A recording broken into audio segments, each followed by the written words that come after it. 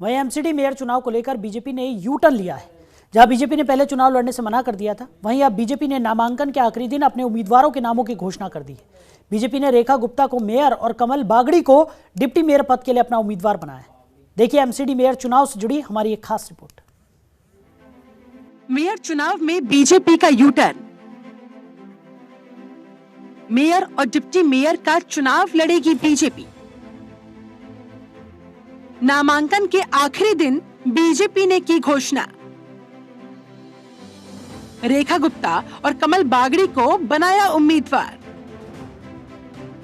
दिल्ली में नगर निगम के मेयर और डिप्टी मेयर के लिए चुनाव 6 जनवरी को होने हैं।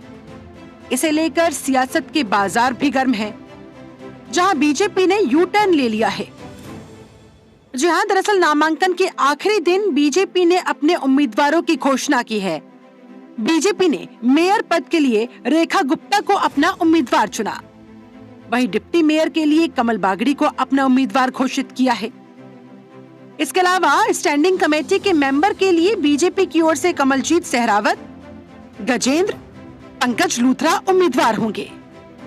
दिल्ली नगर निगम के मेयर, डिप्टी मेयर और स्टैंडिंग कमेटी सदस्य पद के चुनाव में नामांकन करने की मंगलवार को आखिरी तारीख थी, जिससे पहले बीजेपी ने नामांकन करके सबको चौंका दिया।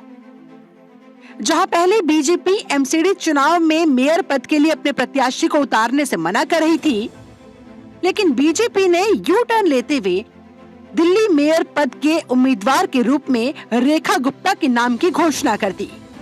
वहीं बीजेपी ने डिप्टी मेयर पद का उम्मीदवार कमल बागड़ी को बनाया है। बता दें कि आम आदमी पार्टी पहले ही सभी पदों के लिए अपने प्रत्याशियों की घोषणा कर चुकी है।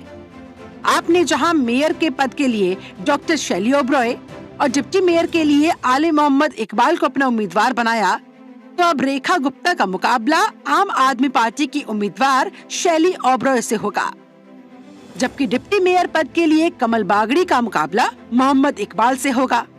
पहले बीजेपी नेता आदेश गुप्ता ने साफ किया था कि आपको बहुमत मिला है, अगला मेयर आम आदमी पार्टी से ही होगा। बीजेपी एमसीडी में मजबूत विपक्ष की भूमिका अदा करेगी। तब उन्होंने कहा था कि हम एमसीडी में एक सजग प्रहरी की तरह काम करेंगे, कोई भ्रष्टाचार नहीं होने देंगे। दिल्ली को स्वच्छ बनाना और एमसीडी अच्छा काम करे, यही हमारी प्राथमिकता होगी। अब इस मामले में लेकिन बीजेपी के यू टर्न लेने के बाद सियासी माहौल गरमाया हुआ है। एमसीडी के मेयर के लिए 6 जनवरी को मतदान होगा। इसी दिन सदन की स्थायी समिति के 6 मेंबर्स का चुनाव होना है।